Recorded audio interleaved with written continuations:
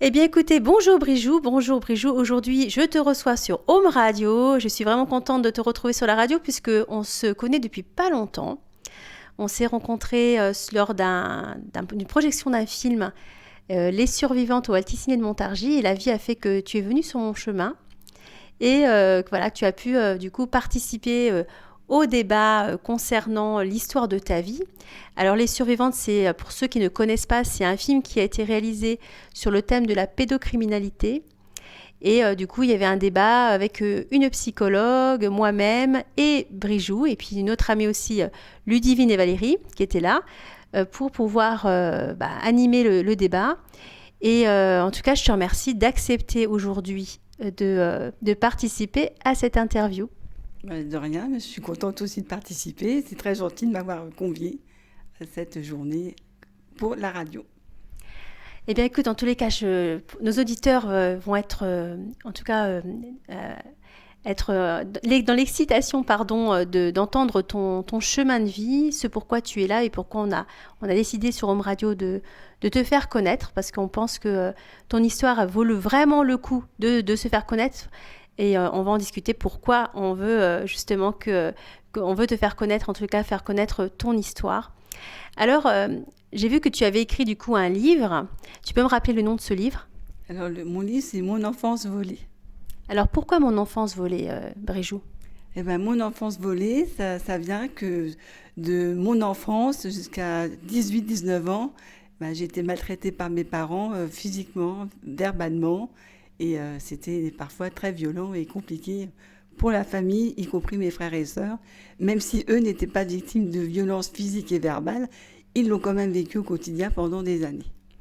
Alors, juste toi, il n'y a que toi qui as subi cette violence. Du coup, tes frères et sœurs n'ont pas eu cette violence verbale et physique? Alors, dans mes frères et sœurs, non, c'est juste moi et ma sœur jumelle, en fait. Le problème qui s'est passé, c'est que mes parents, je pense qu'ils étaient débordés d'avoir tous les enfants. Et les jumeaux, je ne sais pas pourquoi, pour eux, il y a eu quelque chose qui s'est passé, en sachant que 2 ans après nous, il y a une petite sœur qui est arrivée. Elle n'a jamais eu aucun problème de quoi que ce soit, ni violence verbale, ni physique. Et on ne sait pas trop pourquoi, en fait. On pense que les jumeaux étaient de trop. Vous êtes combien, du coup? Combien d'enfants? On est 6 enfants, en tout. Et vous êtes du coup les numéros 5, c'est ça? Eh ben, 4-5. Oui, 4-5. Ou 5-4, comme on veut. Voilà. C'est qui la première? C'est moi la première.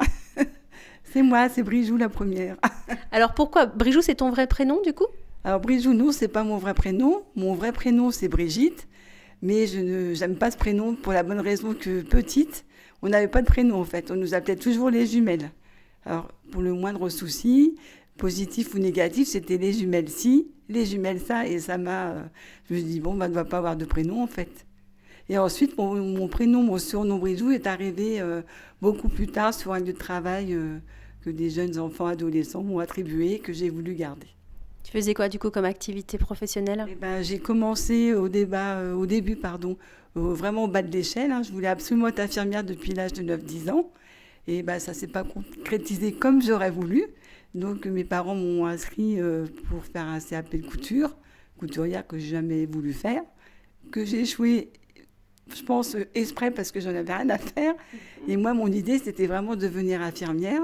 Donc, quand j'ai pu m'inscrire sur l'hôpital en tant qu'agent de vacances, j'ai commencé agent hospitalier, c'est-à-dire faire le ménage. Après, un petit service en gériatrie, du coup, faisait les soins. Donc, du coup, ça me confortait un peu à l'idée de me projeter dans les soins plus tard. Ensuite, j'ai fait ma formation d'aide-soignante. Et à 40 ans, je me suis quand même décidée, la route s'est tracée quand même pour que je puisse faire ma formation d'infirmière.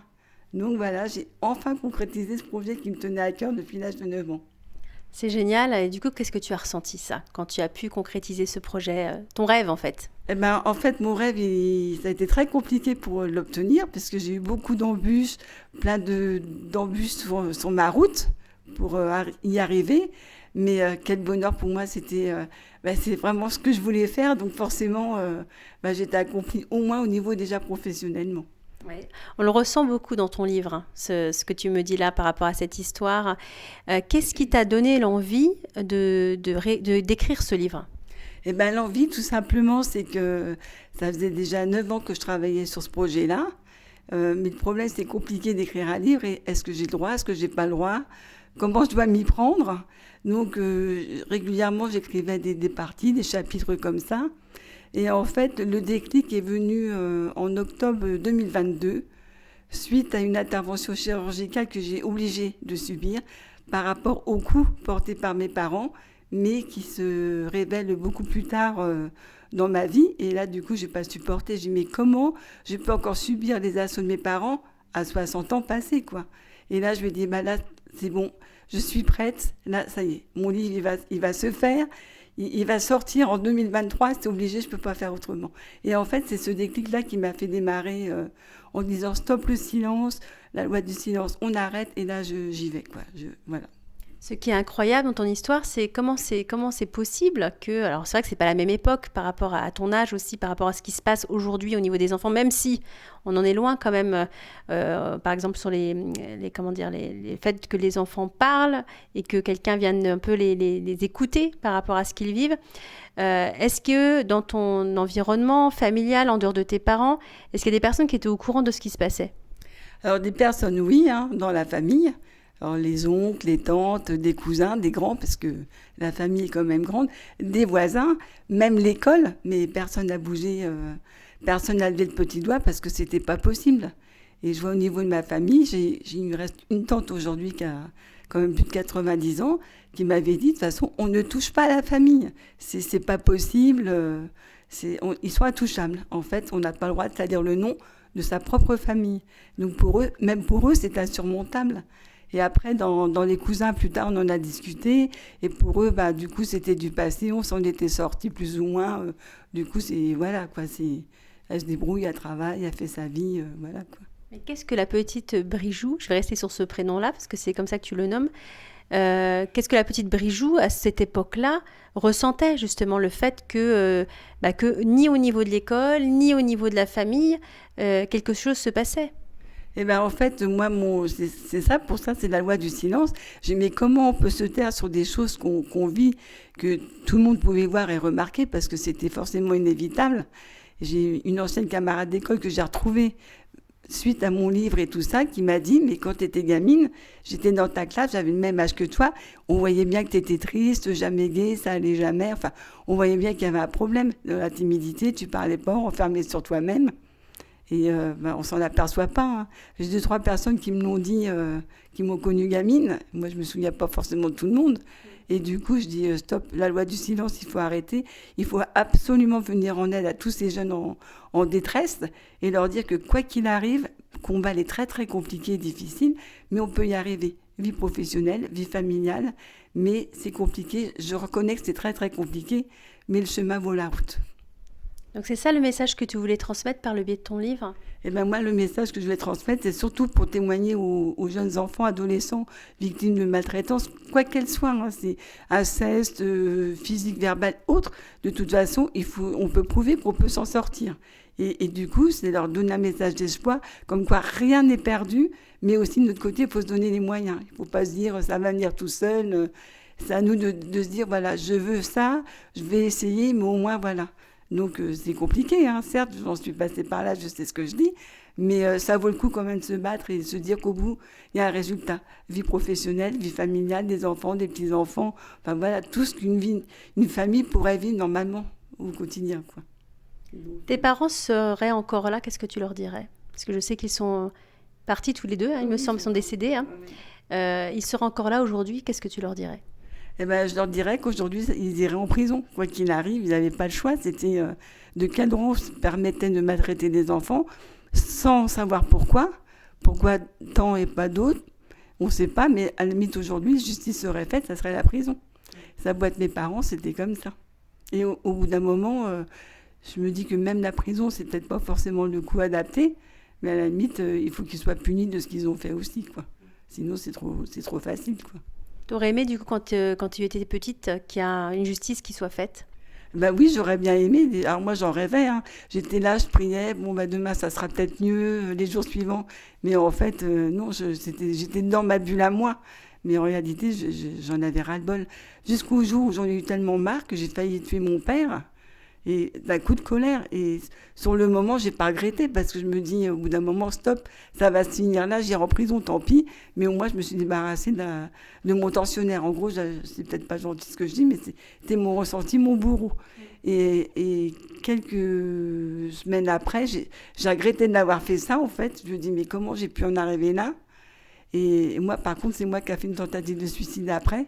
Parce qu'en disant, puisque je sers à rien, autant s'en aller. Comme ça, ça coupera court à tout. Et puis, fini la misère et tout ça. Et à croire que le destin, il a choisi autrement pour moi. Parce que finalement, mon destin, il a été tracé autrement. Et puis vraiment, pour le coup, je suis vraiment contente de ce que j'ai pu donner à mes enfants, ma famille, tout ce que je peux essayer de donner autour de moi. Si ça peut aider, c'est que c'est vraiment ça, quoi. C'est vraiment donner, partager et voilà, quoi. En tout cas, merci. Alors, je vous encourage vraiment à aller acheter le livre de Brijoux. Vous allez le retrouver sur différentes plateformes, peut-être même dans certaines librairies. Mon enfance volée, donc vécue par Brigitte Chudy. Je vous le dis, alors Chudy. Donc c'est un témoignage bouleversant, bien sûr, moi je l'ai lu, donc je sais il est bouleversant et très poignant. J'ai beaucoup aimé ton livre et de la manière dont tu expliques les choses, parce que c'est pas évident de se mettre à nu comme ça. Donc merci pour ce travail que tu as réalisé, parce que je pense que ça peut être vraiment un outil exceptionnel, un outil extraordinaire pour les personnes qui ont du mal, encore aujourd'hui, même adultes, à parler de ce qu'ils ont vécu, mais aussi à tous les enfants et les adolescents qui vivent des choses très difficiles et qui n'osent pas parler non plus. Il y a beaucoup de choses qu'on peut... Moi, j'ai constaté ça par le biais de mon travail aussi, en cabinet, où il y a beaucoup d'omerta sur tout ça, où on étouffe beaucoup les affaires, on ne veut pas faire de bruit, pas déranger. Et finalement, c'est encore ça, malheureusement, aujourd'hui. Même si ça remonte pour toi, maintenant quelques années depuis que tu as vécu ça, c'est encore l'omerta sur tout ce qui se passe autour des enfants. Encore aujourd'hui, c'est pas encore gagné, mais il y a de plus en plus d'associations qui se mettent en place pour pouvoir, et de personnes comme toi qui vont écrire des livres qui permettent de se dire, oui, ça existe, oui, et oui, personne n'est venu, en tous les cas, t'aider à ce moment-là, mais aujourd'hui, toi, tu peux aider. Et ça, c'est chouette, tu peux aider de la manière dont déjà dans l'écriture, mais dans toutes les actions que tu mènes parce que tu es prête à faire des conférences, etc., pour pouvoir parler de tout ça.